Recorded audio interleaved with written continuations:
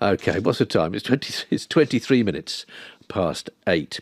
And let's change the subject entirely, actually, and this is really quite serious. A long-awaited inquiry into the contaminated blood scandal is getting underway today.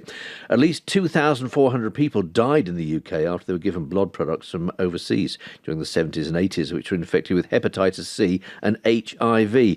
Many of those infected were patients with an inherited bleeding disorder called haemophilia. Campaigners have since spent the last 30 years calling for an inquiry into how it happened. One of them is Andy Evans from Northfield. He contracted hepatitis C and HIV when he was 5 years old. He's now chair of the campaign group Tainted Blood. He's been speaking to our reporter Gavin Kermack.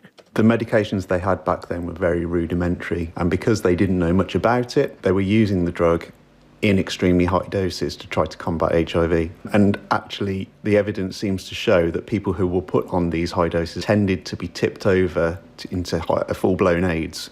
And so I was put onto the medication, and as new ones became available, they put me on those as well.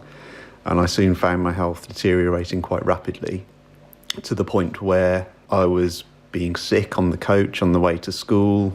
And then I would have extremely high fevers with vomiting and spasms and shakes. And every time that would happen, I'd be admitted by ambulance to the hospital, where they keep me in for intravenous antibiotics for a week, maybe let me out again for another week until it started again. And they diagnosed me as having full-blown AIDS when I was 16.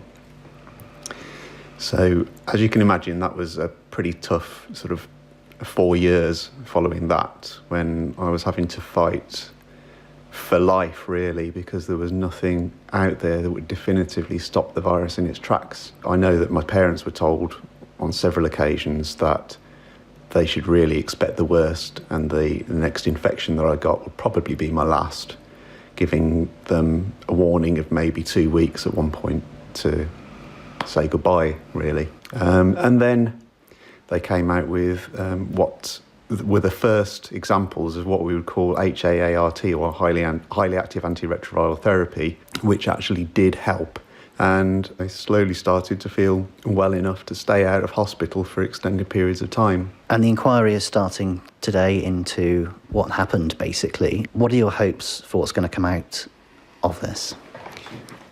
My foremost hope is vindication for all the campaigning that we've been doing over the years. We've gathered a lot of evidence, and so now really it's an opportunity to lay all that before a judge. I'd like to see some sort of closure as well. So what I hope is that this will be an end to it all. I hope this will be the final chapter in a very, very sorry story, not only through the learning of the truth behind all of this, but that the inquiry will put enough pressure on to allow people to be supported well enough, both psychosocially, health-wise, physical health, but also financially. I think that's really important, because a lot of people have had a lot taken away because of this.